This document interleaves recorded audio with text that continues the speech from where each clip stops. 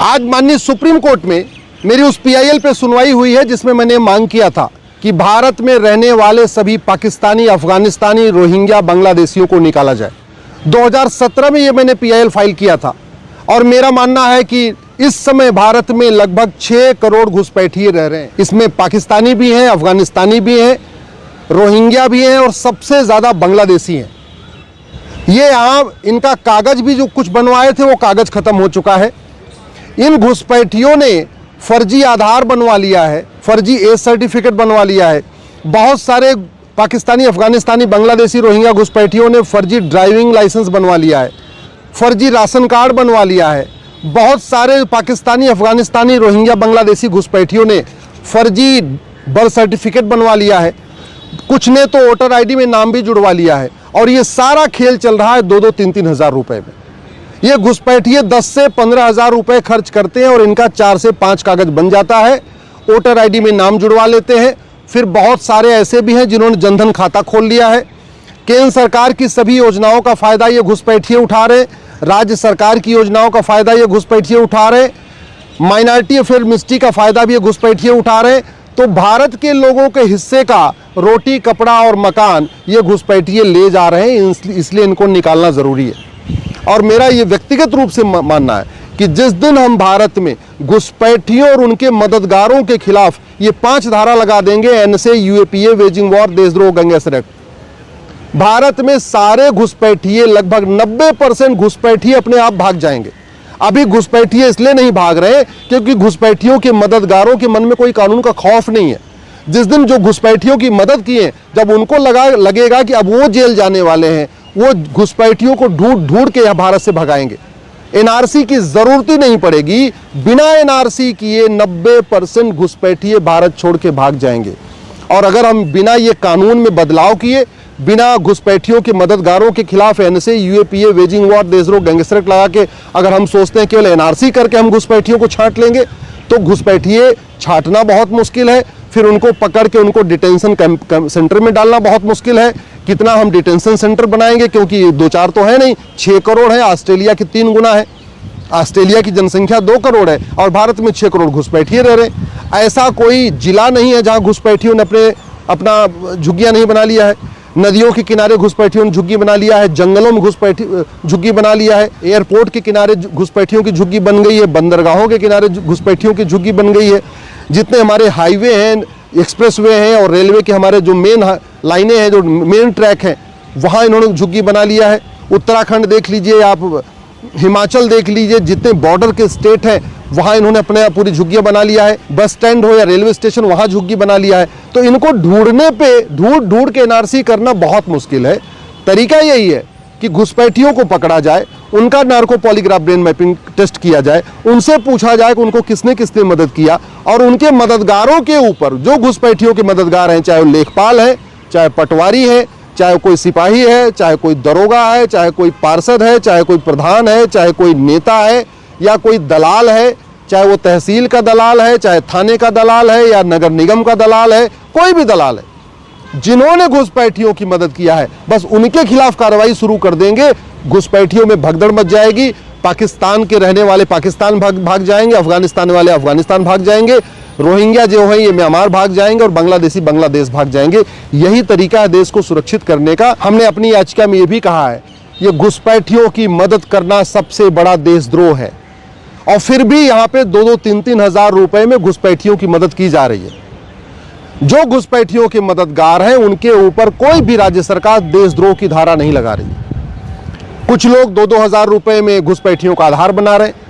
नगर निगम के दलाल 2,000 रुपए, 3,000 रुपए में घुसपैठियों का बर्थ सर्टिफिकेट बना के दे रहे हैं। स्कूल में बहुत सारे ऐसे हैं जो स्कूलों के दलाल हैं, एजुकेशन माफिया हैं, वो 2 से 3 हज़ार रुपए में उनको फर्जी बर्थ सर्टिफिकेट बना के दे रहे हैं और उनका जो है फर्जी मार्कशीट भी बना के दे रहे हैं। वहीं दूसरी तरफ उनको 2 से 3 हज़ार रुपए में डोमिसाइल सर्टिफिकेट दिया जा रहा है। तहसील के दलाल 2 से 3 हज़ार रुपए में घुसपैठियों को राशन कार्ड बना के दे रहे हैं। अब ये घुसपैठिए भारत में खाता भी खोल चुके हैं, मुफ्त में मकान भी ले रहे हैं, मुफ्त में राशन भी ले रहे हैं, मुद्रा लोन भी ले रहे हैं, केंद्र की योजनाओं का भी लाभ ले रहे हैं, राज्य की योजनाओं का भी लाभ ले रहे हैं। उसका मूल कारण ये है एक तो हमारा 1946 वाला कानून जो फॉरेनर एक्ट है वो महा घटिया था।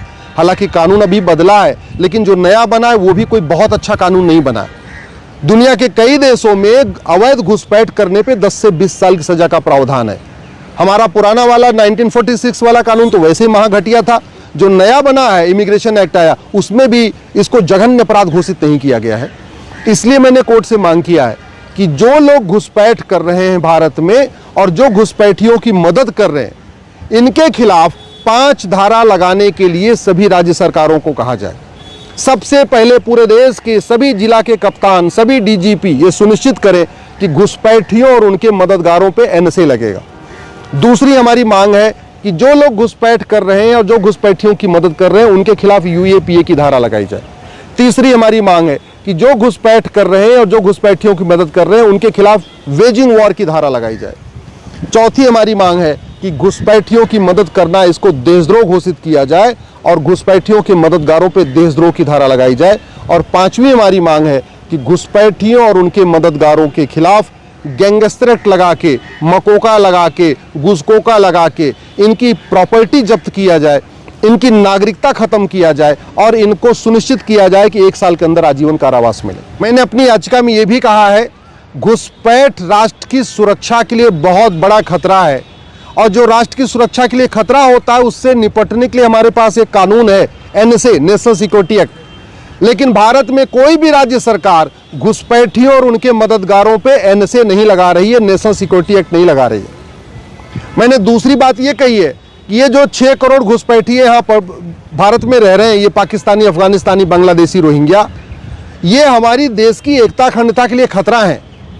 कल को ये भारत के खिलाफ विद्रोह भी कर सकते हैं, इसलिए इनको निकालना जरूरी है। और जो देश की एकता अखंडता के लिए खतरा होता है, उससे निपटने के लिए हमारे पास एक कानून है, यूएपीए। लेकिन भारत में कोई भी राज्य सरकार घुसपैठियों और उनके मददगारों के खिलाफ यूएपीए की धारा नहीं लगा रही है। ये जो भारत में घुसपैठ हुई है, ये बड़े प्लान्ड वे में हुई है। ये कोई ऐसे नहीं हो गई, एकाएक नहीं हुई है।